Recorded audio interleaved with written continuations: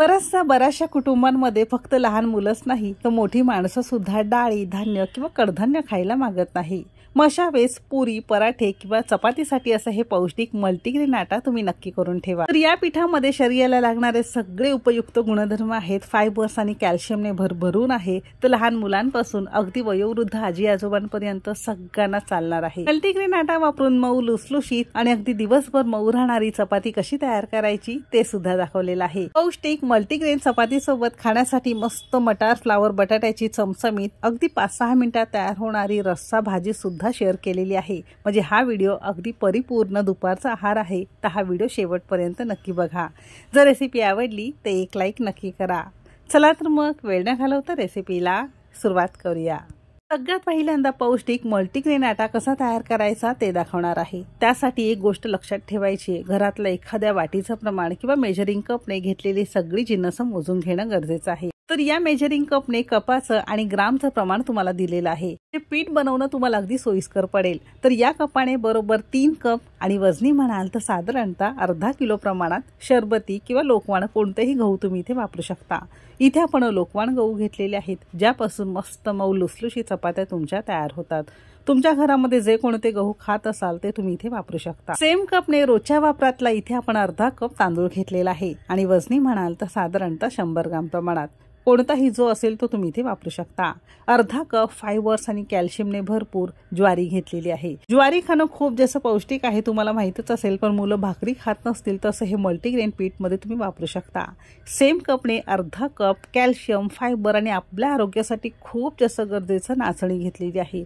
नाचणी किंवा रागी ज्याला आपण म्हणतो, यामध्ये खूप जास्त प्रमाणात कॅल्शियम आहे, ते आपल्या हाडांच्या मजबूतीसाठी किंवा आरोग्यासाठी खूप जास्त गरजेचं आहे। इथे आपण 2 चमचे सोयाबीन घेतलेलं आहे, जे गव्हामध्ये आपण वापरतो। 2 चमचे आपण इथे कॉर्न किंवा ज्याला आपण मक्याचे दाणे म्हणतो ते घेतलेलं आहे। नसेल तुमच्याकडे तर तुम्ही स्किप सुद्धा करू शकता, पण असेल तर जरूर वापरा, कारण याचे सुद्धा खूप जास्त हेल्थ बेनिफिट आहे। सेम कपने अर्धा कप किंवा 100 ग्राम प्रमाणात हिरवे मूग घेतलेले आहे। एक तर मुगाची डाळ वापरू शकता किंवा हे सालांसकट हिरवे मूग वापरले तर आणखीन जास्त पौष्टिक होईल। तर इथे आपण डाळ न वापरता असे हे हिरवे मूग वापरलेले आहे। प्रोटीनने भरपूर इथे आपण साधारणतः 2 चमचे मटकी घेतलेली आहे। आता मटकीची उसळ भाजी केली की मुलं खायला मागत नाही, मग अशा वेळेस या पिठामध्ये घातली तर आणखीन पौष्टिक होईल। थोडं जास्त घातलं तरी सुद्धा चालू शकेल। इथे आपण कॅल्शियम आणि फायबर्सने भरपूर 2 चमचे चणे घेतलेले आहेत। चणा डाळ 2 चमचे घेतलं तरी सुद्धा चालू शकेल। डाळींमध्ये खूप जास्त प्रमाणात प्रोटीन असतं, पण मुलं डाळी खायला मागत नाही, मग अशा वेळेस तुम्ही यामध्ये डाळी घातल्या तरी मुलांच्या चुकच हे पोटात जाईल। तर इथे आपण 2 चमचे तुरीची डाळ, 2 चमचे मसूरची डाळ घेतलेली आहे। सोबतच 2 चमचे आपण इथे उडीद डाळ घेतलेली आहे, जे आपल्या पोटाच्या आरोग्यासाठी किंवा आपल्या आतड्यांसाठी खूप जास्त हेल्थ बेनिफिट देतं। सोबतच इथे आपण अर्धा चमचा मेथीदाणा घेतलेला आहे।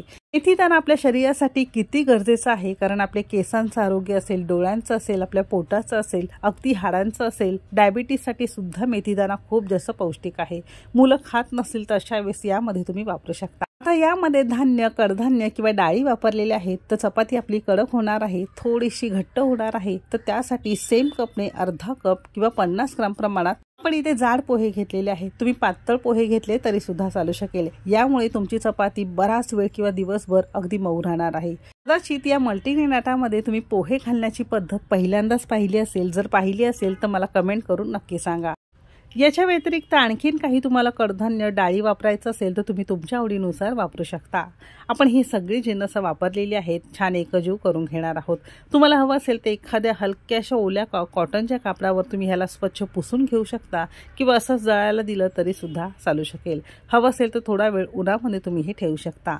आणि नॉर्मली कसं गव्हाचं पीठ आपण दळून आणतो, अगदी तसंच बारीक आपल्याला हे पीठ दळून आणायचं आहे। नेहमीचं गव्हाचं पीठ थोडंसं पांढरं शुभ्र असतं, पण हे पीठ थोडंसं काळपट असतं, कारण यामध्ये आपण वेगवेगळ्या डाळी किंवा कडधान्य, धान्य वापरलेले आहेत।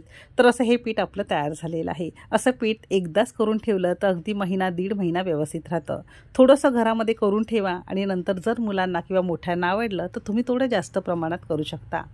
याची चपाती कशी करायची ते बघणार आहोत। त्यासाठी 2 कप मल्टीग्रेन आटा घेतलेला आहे, चवीपुरतं मीठ घातलेलं आहे, 2 चमचे साधं कच्चं तेल घातलेलं आहे, लागेल तसं थोडं थोडं पाणी घालायचं आहे आणि जसं आपण चपातीचा कणकेचा गोळा मळतो अगदी त्याच पद्धतीने आपल्याला हे मळून घ्यायचं आहे। खूप जास्त घट्ट नको किंवा खूप जास्त सैलसर नको। थोडंसं तूप किंवा तेल घालून पीठ मळून घेतलं की याला छान मऊसूतपणा येतो। सगळ्या शेवटी पुन्हा 2 चमचे आपण इथे तेल घेतलेलं आहे, कारण यामध्ये आपण कडधान्य डाळी वापरल्या आहेत ना, तर चपाती थोडीशी कडक होऊ शकते, म्हणून अधूनमधून थोडंसं तेल वापरायचं आहे।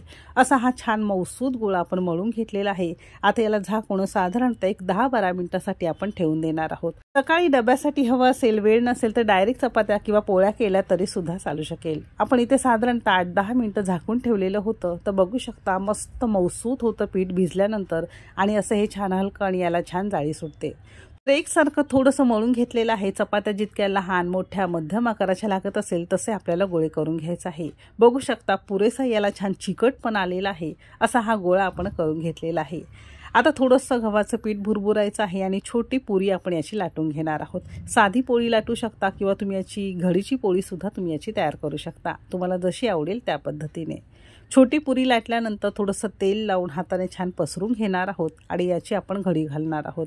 थोडंसं किंवा गरजेपुरतं पीठ भुरभुरून छान पातळ किंवा जाड तुम्हाला लागेल तशी तुम्हाला याची पोळी लाटून घ्यायची आहे। बघू शकता लाटता सुद्धा अगदी सहज येते, अजिबात ही फाटत नाही। अशी ही छान आपण पातळ पोळी लाटून घेतलेली आहे।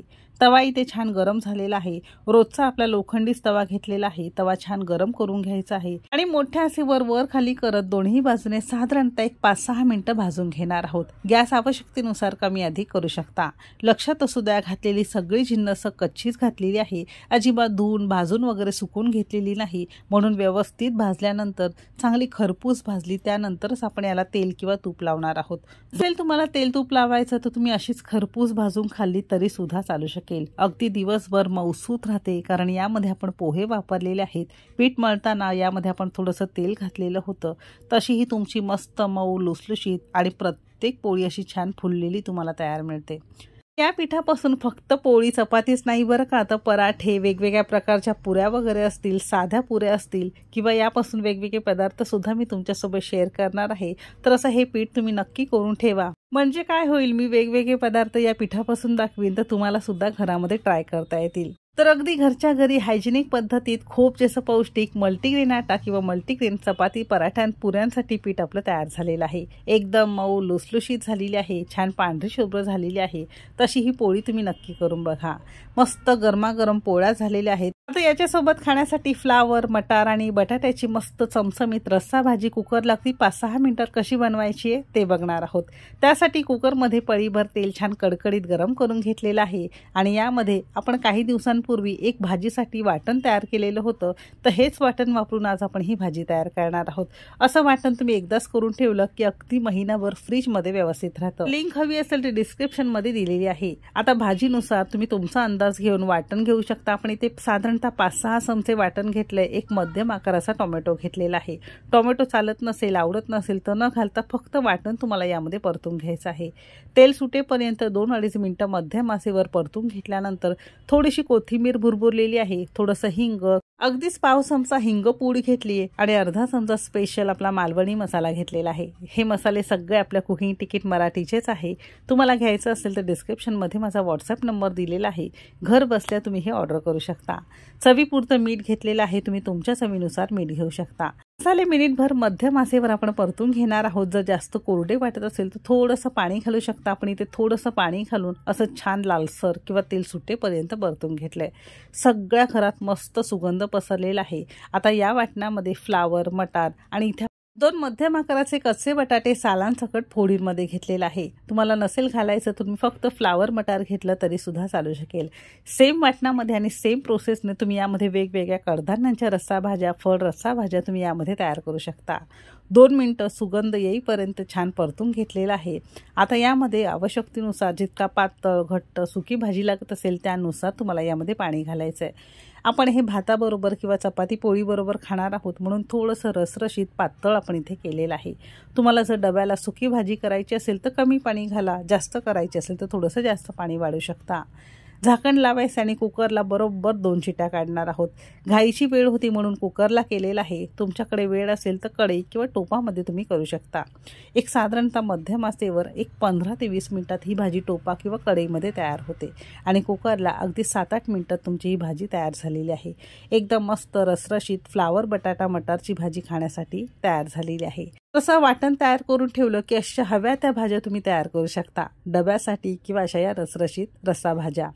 मेथीची सुकी भाजी सुद्धा केलेली होती। तर असा हा आमचा दुपारचा जेवणाचा बेत आहे। तुम्हाला असा हा बेत करायचा असेल तर नक्की करून बघा आणि कसा झालाय कमेंट करून नक्की सांगा। आजचा मल्टीग्रेन आटा तुम्हाला कसा वाटला ते सुद्धा नक्की लिहा। चला तर मग भेटू एक मस्त आणि जबरदस्त रेसिपी सोबत। तोपर्यंत मस्त खा आणि स्वस्त रहा।